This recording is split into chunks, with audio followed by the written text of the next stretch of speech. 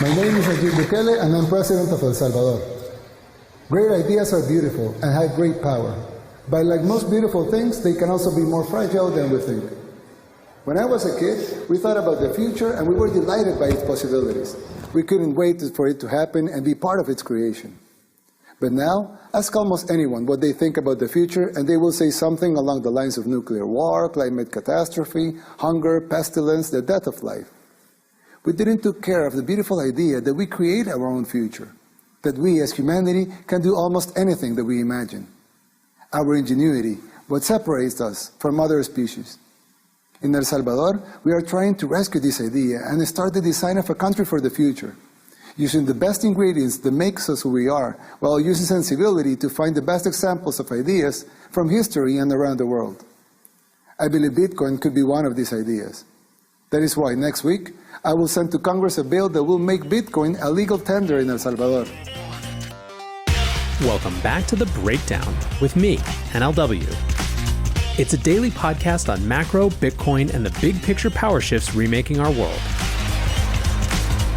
The Breakdown is sponsored by Nexo.io and produced and distributed by CoinDesk. What's going on, guys? It is Monday, June 7th, and man, this is the type of episode that is like skipping rocks across a pond. There is so much to dig into that I feel like I'm barely going to scratch the surface today, but I want a relatively complete starting point for anyone who wants to understand this news coming out of El Salvador. Now, before I get into it, a big caveat is that my knowledge of El Salvador stopped and started with the Civil War and the US's role in it until about 3 days ago. I'm learning in real time just like you guys, and I don't want to present any hint of overconfidence, particularly with regard to domestic politics in El Salvador. But with that out of the way, let's talk about this. Bitcoin 2021 in Miami was already dominating the Twitter sphere before Saturday. Multiple hashtags related to the event were trending around the US. The crypto Twitter tribes were showing off their tribalism in glorious fashion. The people in Miami, meanwhile, seemed to be having just an absolute hell of a time. But on Saturday morning, tweets started coming out from the official event account as well as from influencers that one of the biggest announcements in Bitcoin history was coming later that day. That was a pretty big claim, and so of course there was some amount of immediate skepticism. Could whatever the news was meet that lofty bar set by the marketing? Around 4:30 p.m. Eastern Time, Strike's Jack Mallers ascended the stage to make an announcement. Now, for background, Mallers had recently spent time at El Salvador's Bitcoin Beach project alongside others like Square Crypto's Miles Suter, and had already contributed to some interesting initiatives there. For anyone paying attention, there was clearly some ground-up momentum around Bitcoin and Lightning in El Salvador. Mallers' announcement, however, would catapult the country into a totally new status in the Bitcoin world.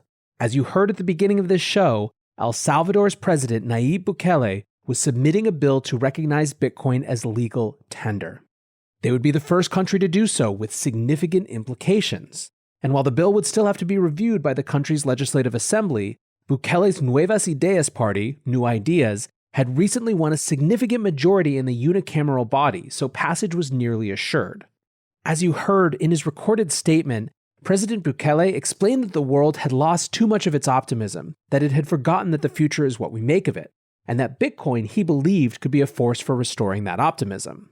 What's more, he went on to say that in the immediate term, it could create new jobs and help the 70% or so of the country's citizens who aren't connected to the traditional financial system. After the president's prepared statement, Mallers read his favorite part of the bill. Central banks are increasingly taking actions that may cause harm to the economic stability of El Salvador. That in order to mitigate the negative impact from central banks, it becomes necessary to authorize the circulation of a digital currency with a supply that cannot be controlled by any central bank and is only altered in accord with the objective and calculable criteria. So let's talk about the reactions. There was, of course, the thrilled reaction from the Bitcoiners, and we'll talk about some implications of that in just a minute. But there were some other types of reactions as well. One large category was dismissive. Jason Calacanis tweeted, "Breaking, a country of 6 million that doesn't rank in the top 100 economies say they might embrace Bitcoin. Bitcoin community, LFG, exclamation, exclamation, exclamation." Of all the critical takes, I find this one absolutely the stupidest. As we'll discuss in a second, there are reasons to be skeptical or even concerned, but the idea that a country opting into a monetary system that they don't have control over, that isn't from a wealthier state, is a hugely significant event, full stop. Some were skeptical without being condescending. Hasu tweeted, quote, "One of the biggest announcements in Bitcoin's history. I'll take the under on this and say we won't hear much about it after today. If you disagree, I'll hear the counterarguments. How does this help either Bitcoin or the people on the ground in El Salvador? It goes without saying that Jack Mallers and team are absolute kings for onboarding people to Lightning Network and Bitcoin on the ground in countries like El Salvador. My question was purely and honestly how Bitcoin being legal tender helps with that. Now, to me, Hasu is one of the most intellectually genuine, good faith brains in the space, and I think his question is literally functionally around the relevance of legal tender status for Bitcoin adoption. In other words, couldn't there be just as much adoption without legal tender status? However, I think the idea that we won't hear much about this after today is one of his least likely to be correct takes ever, and fails to appreciate the psychological and symbolic significance of the event. This is a symbolic, highly political gesture, and one that will generate political responses, many of which might not be symbolic. A final category of responses were concerned specifically about this particular ally. As always, there were bad faith versions of this and good faith. The bad faith, from people primarily who already don't like Bitcoin, effectively argued that Bitcoiners were throwing aside their values to embrace an autocrat because he put laser eyes on his Twitter profile picture. The more nuanced take was that there are some flashing authoritarian warning signals that we should take seriously with Bukele, but that, as Alex Gladstein wrote a few months ago, Bitcoin is a Trojan horse for freedom. We're going to get into all that in just a minute, but first let's look at the more surface implications, and let's talk first about implications for those in El Salvador.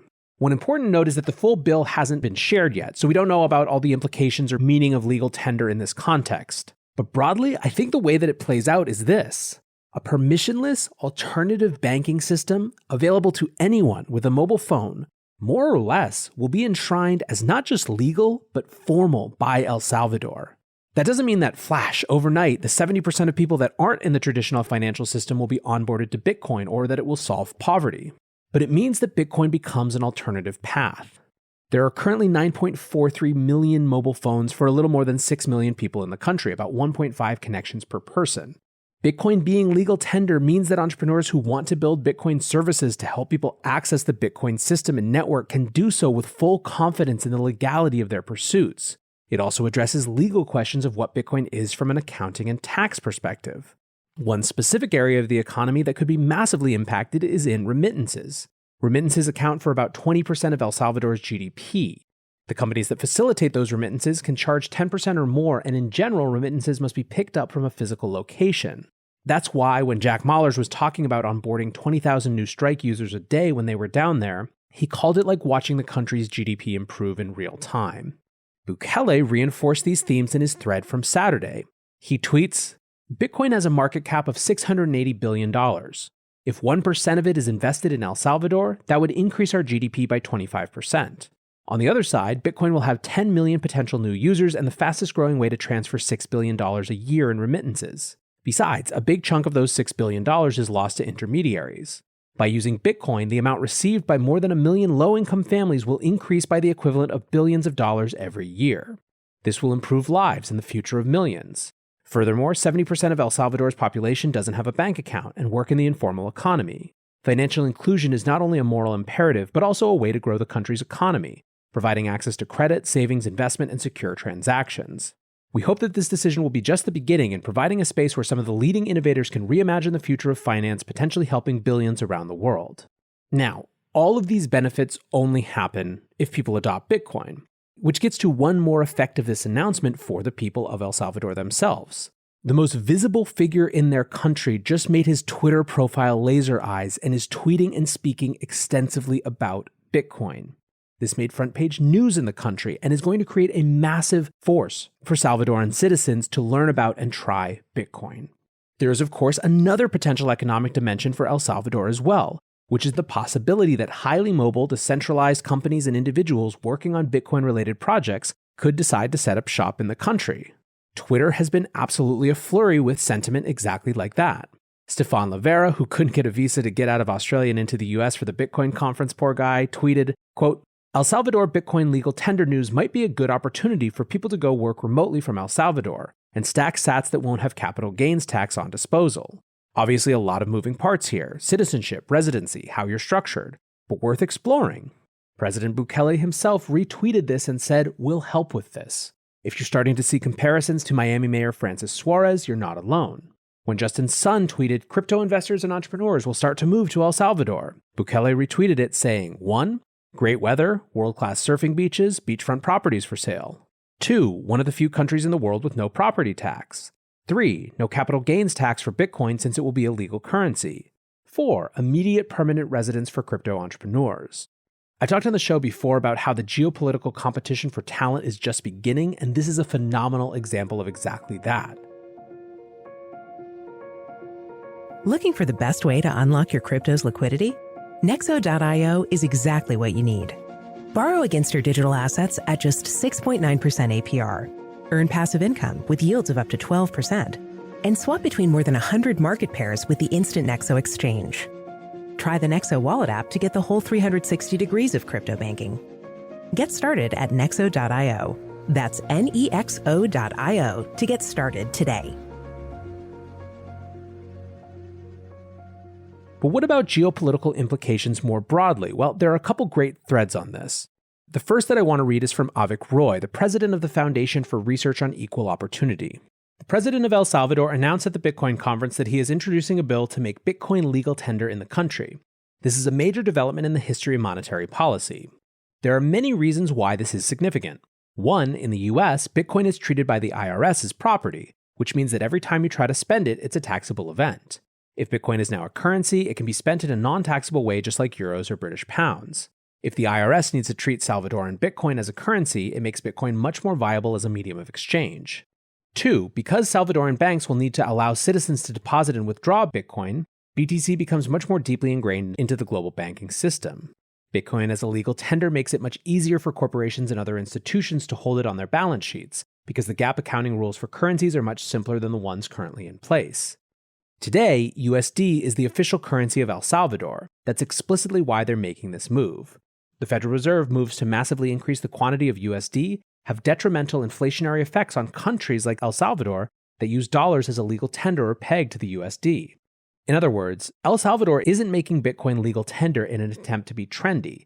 This is an attempt to protect Salvadorans from inflationary US policy. A number of other countries could follow SLV's lead. Caribbean nations would be of particular importance. Another key point, some people like Ray Dalio worry that as Bitcoin becomes more successful, the US may seek to ban it. But is the US willing to ban the exchange of legal tender with other nation states like El Salvador? That becomes a lot harder.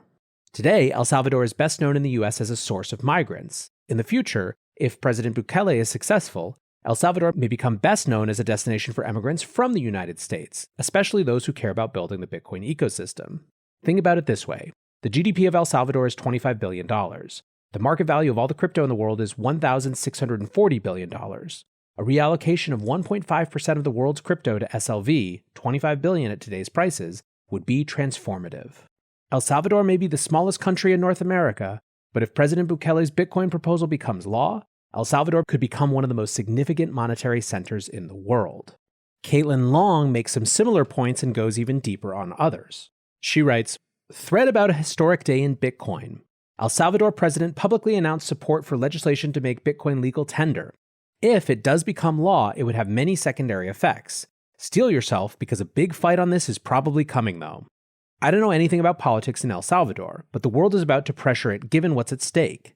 Here's a TLDR. If El Salvador adopts legislation to make Bitcoin legal tender, Bitcoin likely gets status as money, so treated on par with foreign currency by banks, and possibly gets cash accounting treatment under USGAAP/IFRS, in other words, solves Bitcoin adverse accounting. That's why this is likely going to be a knockdown fight. It may be a backdoor way to enable banks to handle Bitcoin, and may solve Bitcoin's lower of cost or market accounting problem. Politicized immigration debate in the US probably comes into play too. Incumbents will try to block this. What's the big deal? What's legal tender anyway? It's a commercial law term that means citizens must accept X if offered in payment of an obligation in exchange for delivering property. Legal tender is key to commercial law, which is the foundational layer of any legal system. In 2018, some in Wyoming wanted to make Bitcoin legal tender, as Wyoming had already done so with gold and silver. Article 1, Section 10 of the US Constitution mentions gold and silver explicitly, but making anything else legal tender in the US requires amending the US Constitution. So, it wasn't possible to make Bitcoin legal tender in the US without amending the US Constitution. I thought at the time another country might do it though, and thereby open the door to treatment of Bitcoin as money under commercial law and cash under accounting rules. If I'm right, other corporate treasurers could also buy Bitcoin without facing its punitive accounting treatment. They'd now account for it like any other foreign currency. No more adverse accounting means more companies starting to hold Bitcoin. But accountants, please chime in. Back to the law. Commercial law lays out the rights and obligations of parties when exchanging property and establishes a roadmap for judges to adjudicate disputes. Yep, you got it. If El Salvador does pass legislation to recognize Bitcoin as legal tender, Bitcoin would very likely become money under US commercial law. What's the significance? Well, it means Bitcoin would gain special status in banking systems globally. Banks would likely treat it as any other foreign currency. Bitcoin may get backdoor favorable treatment under bank capital requirements. The knock-on effect of El Salvador's announcement is that other countries may now follow. One likely candidate has always been Russia, which has been gradually de-dollarizing since before the 2008 financial crisis. It will be very interesting to watch the foreign policy moves. However this plays out, it's a historic day for Bitcoin and it advances adoption no matter how it plays out. Wonderful for all involved. Congrats to everyone, most especially to the people of El Salvador. So there's the beginning of a de-dollarization story emerging, brewing a potential political conflict with the US. But it's just a small country, right? Well, the question is, what if other countries follow? This is the thing that makes the dismissive "it's a small country" response so patently stupid. There are a set of countries around the world that use the currency of another more economically powerful country, particularly the US, as money, as legal tender. This effectively makes them subject to US monetary policy. To the extent that Bitcoin's programmatic, inviolable monetary supply was ever to present a true alternative, it was always going to be an experiment that started first in small countries who felt like they had nothing left to lose and much to gain. Keep in mind as well that other Central American countries are seeing the pop-up of Nuevas Ideas parties to mirror El Salvador's. Just this morning, a Paraguayan congressman changed his eyes to lasers on Twitter. However, there is another dimension to the geopolitical story, which is the controversy around Bukele himself. And let's not bury the lead. There is growing concern that President Bukele is showing authoritarian tendencies. Last year, the Organization of American States issued a statement regarding concerning reports of treatment of prisoners. Other human rights-focused organizations have accused him of undermining democratic institutions and attacking the free press. One of the most highly visual examples that caused concern was when, on February 9, 2020, he entered the Legislative Assembly flanked by armed soldiers. Bukele said it was an attempt to pressure legislators to approve funds for his security plan. Others called it a strongman intimidation tactic. On May 16th of this year, the Los Angeles Times published a long exposé titled, "El Salvador's Millennial President is a Man with One Vision, Power." One of the things they focused on was a recent move to oust critics of his on the Supreme Court. In February, the New Ideas Party swept midterm elections. On May 1st, when they were sworn in, they swiftly removed opponents in the Supreme Court and the Attorney General's office. The justification was COVID-19. People from the New Ideas Party who had won 56 out of 84 seats said that these 5 judges were removed for deterring Bukele's ability to fight the pandemic. They also ousted the Attorney General. In the wake of their election landslide, these officials were some of the last checks and balances against the New Ideas Party. The response from America rose right to the top. Vice President Kamala Harris tweeted after the event, quote, "We have deep concerns about El Salvador's democracy in light of the National Assembly's vote to remove constitutional court judges. An independent judiciary is critical to a healthy democracy and to a strong economy." Bukele responded with a defiant tweet, "To our friends from the international community, we want to work with you, trade, travel, get to know each other, and help where we can. Our doors are more open than ever. But with all due respect, we are cleaning our house, and that's none of your business." It's not surprising that this message came via Twitter. Bukele is perhaps the most social media adept head of state in the world. He was a marketer who realized he was really friggin' good at it before starting in politics at a mayoral level, backed because he was so good at marketing. But let's go back to the cleaning house part of his response. What does he mean? Well, between 1979 and 1992, El Salvador was in the midst of a full-fledged civil war, which was largely a Cold War proxy war for the US. During the Carter and Reagan administration, we were spending $1 to $2 million a day in aid. By 1983, US officers were actually making critical military decisions. And regardless of whatever you think about communism and capitalism, the Civil War left a bloody, brutal legacy for the people who were actually there. Death squads, child soldiers, numerous human rights violations, tens of thousands dead, and a lost decade. And when it ended, the carcass of the two fighting sides turned into the shells of the new parties that would come to dominate politics for the next 25 plus years until Bukele came to power. During that time, El Salvador became one of the poorest and most violent countries in the world.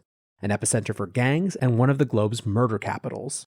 In 2019, Nayib Bukele became the first candidate to be elected president not under one of the two major political parties, instead forging a centrist path under his own New Ideas banner, which has been resoundingly unwillingness to categorize itself by the labels of the past.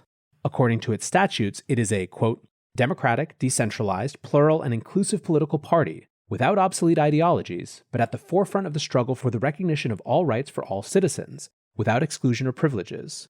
Among its principles are building a free El Salvador, defending diversity of thought, a free market and social economy, assuming political activity and the exercise of power as an act of commitment to the country. And keep in mind, Bukele is an extraordinarily popular politician. A CID Gallup poll from earlier this year of Salvadorans gave him 91% approval of his handling of the pandemic. In 2020, the number of homicides per capita fell 44.9% compared to 2019, which was the lowest level since the end of the Civil War. Although even this is complicated, as there have been accusations and reports that this came from negotiations with the gangs to be less violent and support the party in exchange for more lenient prison sentences and better treatment. What's more, there is no denying the corruption and rot of the previous parties. 3 previous Salvadoran presidents from the two parties have been charged with corruption. One died in house arrest awaiting trial, one is serving a 10-year sentence for stealing public funds. One is in asylum in Nicaragua to avoid facing money laundering charges. This cannot help but impact how people see the actions that are being called undemocratic. This is a selection from a Reddit user who wrote a post called, quote, I'm from El Salvador and I'm here to clarify some things about the Bitcoin adoption recently announced. Quote, Bukele's party is made up of mostly young professionals tired of the corrupt system that has kept the country poor and underdeveloped for the past 30 years. In just their first day in office, they fired the attorney general who had been protecting other corrupt politicians, and 5 other magistrates accused of being bought by the oligarchy to protect their economic interests. In just a month, the new Congress has approved unprecedented financing for education and infrastructure and has passed bills that make sure the predatory economic elites that used to buy politicians in the past are kept in check. Many big infrastructure projects are expected to be approved by Congress soon, including the construction of a high-speed railway and a new international airport. He goes on to talk about numerous other projects Bukele is spearheading. An infrastructure project called Surf City that is bringing the World Surfing Games to El Salvador, a revamped healthcare system, a program to give laptops to 100% of the students in the public school system. So by this reading, the people who support Bukele are sick of corruption, and the institutions that are being called out by the international community for being violated are inherently corrupt. So what to make of all this? Well, I thought I was going to spend my life dealing with war and post-conflict societies. And what I've observed over and over is that the corruption and control of institutions that are given the democratic seal of approval by the international community post-conflict can be one of the great multi-generational drags on a people. It is completely understandable for Salvadorans to want that corruption gone, and to want it so much that they don't care much about the means. But the means tend, more often than not, to matter. The world is absolutely replete with autocrats and authoritarians who swept to power on promises of reform and delivered for a while before slinking into their own new, unique forms of corruption themselves. I don't believe that that's predestined for Bukele. There are absolutely concerning indicators, but there is also context, and more than that, there are choices. The choices that Bukele has yet to make and will make about how he wants to wield this power that he and his party have won. We can at least identify it as interesting that this particular powerful person decided to opt into a monetary system that they can't control. Alex Gladstein, who has gone to pains to point out that we can be excited for a people even if we're concerned about their leader, pointed to the fundamentals of the situation. He wrote, he's promoting a currency that no one can control, as an alternative to dollars which the US controls. Instead of creating a new fiat, he's opting for Bitcoin. Really interesting. This is why for Gladstein, there is reason to be thrilled for Salvadorans themselves, regardless of concerns with the president. And this, I think, is the most important starting point for our discussion about what's going on in El Salvador. Yes, there is reason to actively monitor President Bukele and the path he now charts. Yes, there are reasons to watch dominoes of adoption of Bitcoin by small states and whether it provokes a response from the US. Yes, there are really fascinating things to learn about the global jurisdictional competition for talent. But the most important thing, and the reason why, yes, this is a hugely significant moment, is that Bitcoin is being given the full force of authority to do its best to be able to actually improve the lives of up to 6 million people. We get to watch that experiment play out in real time in a way that has never happened before. What's more, we get to be a part of it. We get to help build it in ways that are small and big. That's an incredibly powerful opportunity, and I hope we do right by it. There is so much more to dig into here, and I'm sure I'm going to spend more time on it. I'm trying to bring some local voices on soon, but for now, the TLDR is, yes, this is a big deal. It's something we're going to be talking about. It's a new context, a new moment. Bitcoin is playing on a new stage. Until tomorrow, guys, be safe and take care of each other. Peace.